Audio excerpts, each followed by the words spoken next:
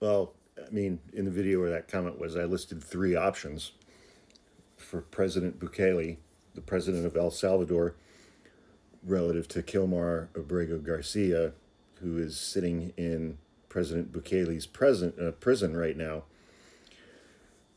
He can return him. He can say he hasn't decided, or he can say, no, I'm not going to do that. The fourth is that Mr. Abrego Garcia is no longer alive. That prison is full of members of MS-13, and Mr. Abrego Garcia fled El Salvador over a decade ago because he was under threat of being murdered by MS-13. And now he's in a prison with all of them, and has been for a month, since March 15th, along with Andre, the gay hairdresser, and the young man who got sent to that prison because he had an autism awareness tattoo. None of those three men has ever been convicted of a crime in the United States or in El Salvador.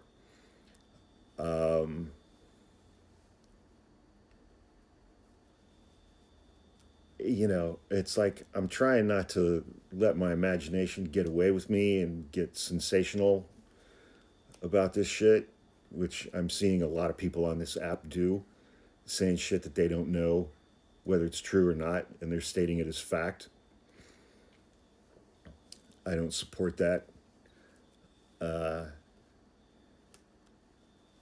For those three men in particular, I will say that I would be surprised if they're still alive. I would be absolutely stunned if all three of them are alive and healthy.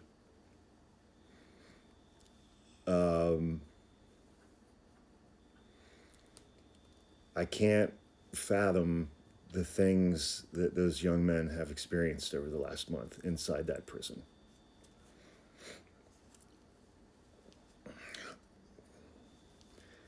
And our government did that to them, not because they committed any crimes, but because they're foreign and because they have brown skin.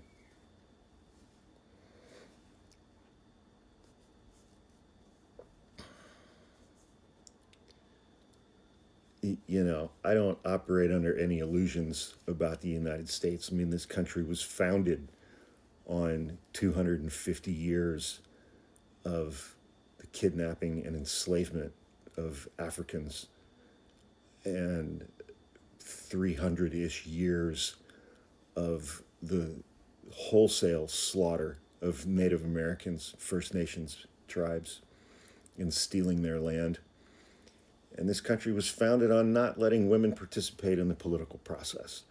And when Susan B. Anthony fought for the right for women to vote, and we got the 19th Amendment, Susan B. Anthony fought for the right for white women to vote. Black women didn't get that vote until 1964, the Voting Rights Act. Within some of our lifetimes. And, and some of the same laws that Donald Trump is using right now, our government used to imprison 120, 125,000 Japanese Americans in internment camps during World War II. Some families who had sons who were fighting for the United States military over in Europe. Imagine fighting in World War II for the United States, and the United States puts your family in an internment camp back home.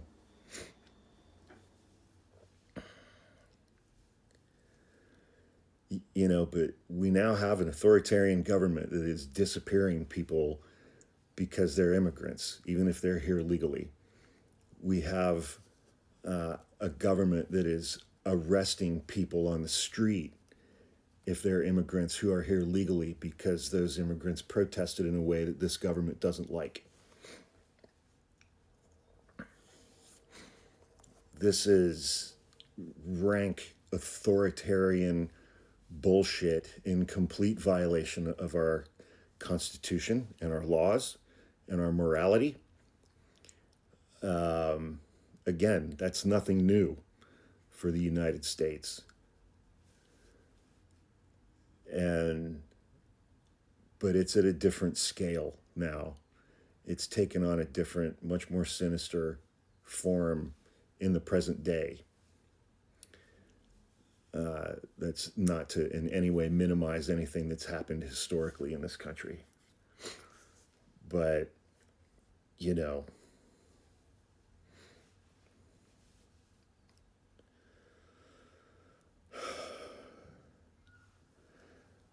it was less than a year ago, this guy was convicted of 34 felonies. Less than a year. And we reelected him. We reelected him. And here we are.